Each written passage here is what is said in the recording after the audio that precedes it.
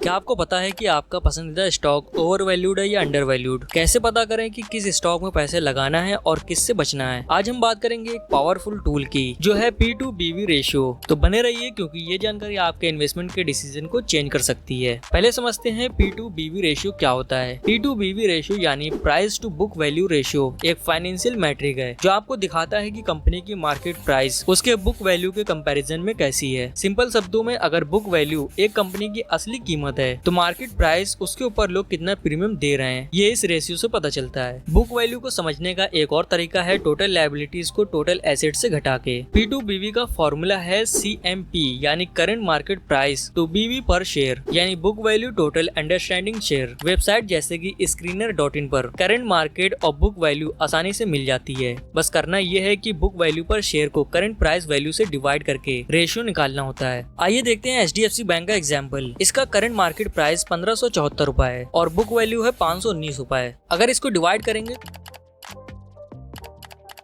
तो इसका price two ratio होगा 3.03। इसका मतलब है कि मार्केट HDFC की बुक वैल्यू से लगभग 3 गुना ज्यादा कीमत दे रहा है। इसका इस्तेमाल कंपनी के करंट वैल्यूएशन को उसके हिस्टोरिकल वैल्यूएशन के साथ कंपेयर करने के लिए भी किया जा सकता है। प्राइस टू बुक रेशियो जितना ज्यादा होगा स्टॉक उतना ही महंगा समझा जाएगा। ये उनकी ऊंची ग्रोथ की उम्मीदों का संकेत भी हो सकता है। कम प्राइस टू बुक वैल्यू का मतलब हो सकता है कि स्टॉक अंडर वैल्यूड है या फिर उसका वैल्यूएशन सस्ता है जो बिजनेस की असली स्थिति का रिफ्लेक्शन हो सकता है। Price to book value ratio से वैल्यूएशन के टर्निंग पॉइंट को भी आइडेंटिफाई किया जा सकता है। जब किसी स्टॉक का price to book value ratio उसके पेयर से ज्यादा बढ़ जाता है तो ये मुमकिन है कि वो अपने एवरेज मीन पे वापस आ जाए। प्राइस टू बुक वैल्यू का इस्तेमाल उन सेक्टर में आइडियल है जहाँ टेंजेबल एसेट ज्यादा होते हैं जैसे कि transport, commodities, refining, capital good और बैंक्स। ये सेक्टर है जहाँ price to book value efficiently use किया जा सकता है। हालांकि R&D, पैटेंट, इंटेलेक्चुअल प्रॉपर्टीज जैसे सिग्निफिकेंट इंटेंजिबल एसेट वाले कंपनीज या सेक्टर के लिए एक अच्छा मेजर नहीं हो सकता। ये कुछ टॉप 5 प्राइवेट बैंक सेक्टर के price to book value ratio है। प्राइस और बुक वैल्यू की जो वैल्यू दी गई है ये डेटा 12 जून को दोपहर 2:12 का है। आप देख सकते हैं इंडसइंड बैंक का प्राइस टू बुक वैल्यू सबसे कम है जबकि ICICI बैंक का प्राइस टू बुक वैल्यू सबसे ज्यादा है। अब बात करते हैं कुछ मसालेदार सवालों की।